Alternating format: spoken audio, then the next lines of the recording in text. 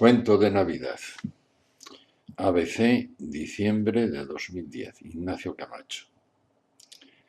La lectura del cuento dura 3 minutos. Es mucho más largo pensar su significado, sobre todo si se tiene en cuenta que no es un cuento inventado, sino real. Estaba harto de teñirse las canas para las entrevistas de trabajo, un empeño que solo le servía para humillarse a sí mismo. Los jefes de recursos humanos echaban una ojeada al currículum y al ver la fecha de nacimiento hacían unas preguntas corteses antes de decirle que ya lo llamarían.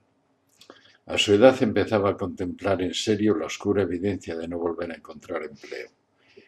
Llevaba 2 navidades en el paro y le deprimía enfrentarse a la tercera en medio de una crisis de vacío, incertidumbre y desasosiego. Una tarde coincidió en el portal con una vecina enferma de Alzheimer a la que estaba acostumbrado a saludar en sus casuales encuentros sin obtener más respuesta que una leve sonrisa ensimismada, pero esta vez ella le habló como si estuviera dirigiéndose a su hijo y le reprochó lo poco que iba a verla con un cierto deje de amargura.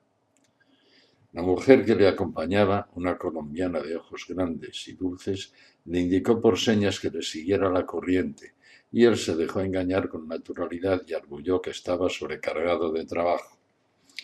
Al salir del ascensor, la anciana le franqueó el paso hacia su casa y se sintió obligado a entrar para evitar una situación conflictiva.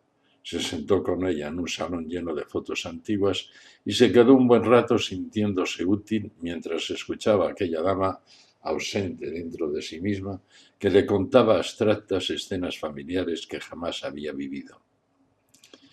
Luego pareció adormilarse en su propia bruma y entonces la asistenta le explicó con inevitable zozobra que la señora de la casa era soltera, sin hijos, ni más parentela que un hermano distante que socorría sus gastos de supervivencia. Se fue con una desazón casi culpable ante aquel silencioso drama de olvido, soledad y desamparo. El día de Nochebuena las vio de lejos cuando regresaban de su paseo y se dejó llevar por el impulso de hacerles una visita. La vecina estaba delante del televisor y le miró con extrañeza cuando le dijo que venía a felicitarle la Navidad.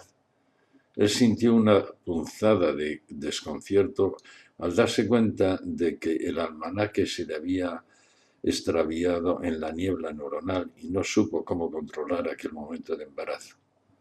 Entonces, la acompañante lo invitó a sentarse con un gesto de complicidad y un tono de mucha dulzura, ponderó ferma el cariño de su hijo.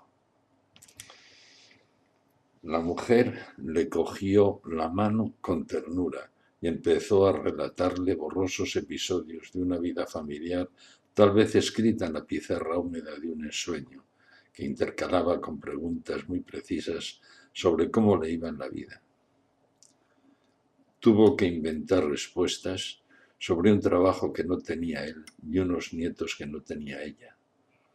La tarde se fue entera en aquella piadosa simulación de la que no sabía cómo escapar, y en un momento dado se le quebró el alma cuando ella alargó la mano hasta sus sienes, se las acarició muy delicadamente y le preguntó con afectuoso aire maternal por qué se teñía el pelo. Hasta aquí el cuento realidad.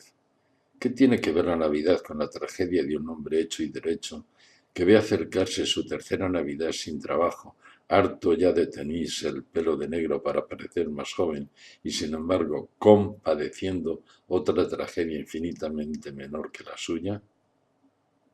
Responderse a fondo.